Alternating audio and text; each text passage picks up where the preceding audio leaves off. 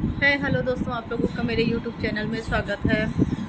आज नवरात्रि का आखिरी दिन है जिसमें अष्टमी और नवमी दोनों इंक्लूडेड है। So happy Ashtami and happy Navami. अगर आप लोग मेरे YouTube चैनल को देख रहे हैं तो प्लीज़ चैनल को लाइक, सब्सक्राइब एंड शेयर ज़रूर करिएगा। बट आज ये वीडियो मैंने किसी पर्टिकुलर किसी चीज़ के लिए नहीं बनाया। सन रतन टाटा साहब आज हमारे बीच में नहीं रहे, ठीक है। सो इंडिया उनको बहुत ही दिल की गहराइयों से उन्हें हमेशा याद रखेगी।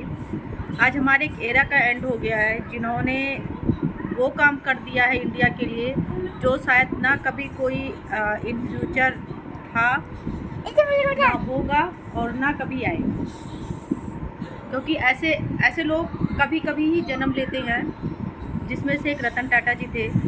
तो उन्होंने अपने देश के लिए बहुत कुछ किया है। उन्होंने जो स्ट्रीट डॉग्स हैं उनके लिए भी उन्होंने हर जगह पे ओपन कर दिया, जहाँ भी टाटा से रिलेटेड जो भी लाइक दैट आपका ताज होटल हो गया या कुछ भी, मतलब उन्होंने स्ट्रीट डॉग्स को अलाउ कर दिया। इवन उन्होंने अपने पर्सनल घर पर, जहाँ पर विदाउट किसी भी इंफॉर्मेशन के, बिना चेकिंग के कोई भी एंट्री नहीं कर सकता, वहाँ पे स्ट्रीट डॉग्स अलाउ हैं।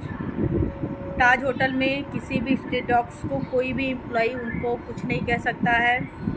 दूसरा, फोर्ड कंपनी की जगुआर, जो जहाँ के मालिक ने रतन टाटा साहब को ये बोला था कि अगर इंडिया में आप लोगों को बिजनेस करना नहीं आता है तो आप लोगों ने बिजनेस क्यों किया। वो है रतन टाटा, जिन्होंने वहाँ पे कुछ भी उनको नहीं बोला, एक सब उनको जवाब नहीं दिया, लेकिन कुछ सालों बाद ही जगुआर को उन्होंने एक्वायर कर लिया। ये है हमारे रतन टाटा हमारे वो हैं जिन्होंने ऐसे ही 4-5 मतलब उद्योगपति जो भी अरबपति हैं जो खड़े हुए थे, सबसे पूछा गया मतलब BMW खरीदने में आपको कितना टाइम लग जाएगा। कोई कह रहा है 4 महीने, कोई कह रहा है 1 साल, कोई कुछ कह रहा है।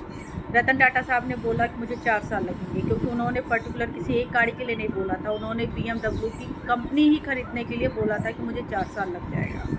ये है हमारे रतन टाटा, जो पद्म भूषण, जो पद्मश्री, हर एक चीज़ से सम्मानित होने के बाद वो डाउन टू अर्थ थे।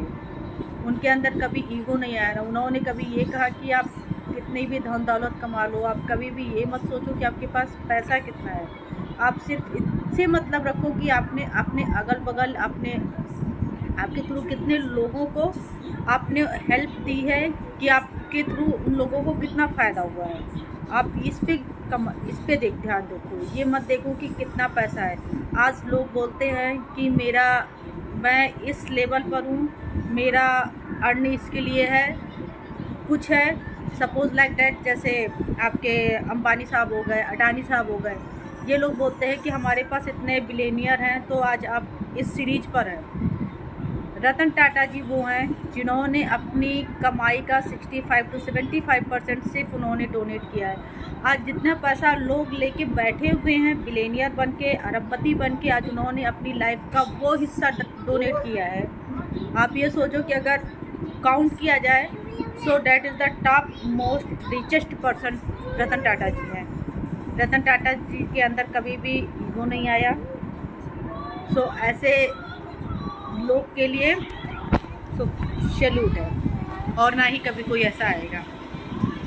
सो दिल से हमेशा always will be miss you. Ratan Tata ji आपको हमेशा इंडिया याद रखेगी, हमेशा, क्योंकि आपके जैसा इंसान ना कभी था, ना कभी है और ना कभी रहेगा। सो इसी के साथ मैं अपने वीडियो को यहीं पे विराम देती हूँ। अगर आप लोगों को ये वीडियो पसंद आए होगी तो प्लीज़ वीडियो को लाइक, सब्सक्राइब और शेयर ज़रूर करिएगा, क्योंकि हाँ, आज देश के लिए वो टाइम है इमोशनल होने का।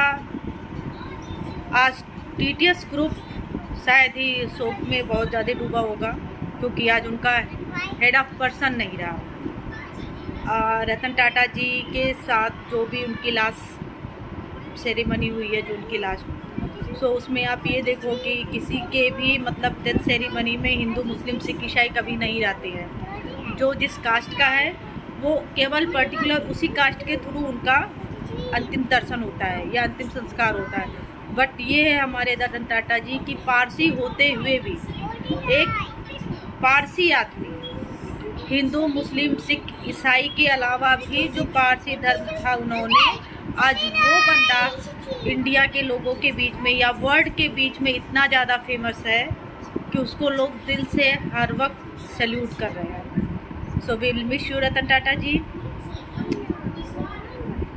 RIP। Thank you.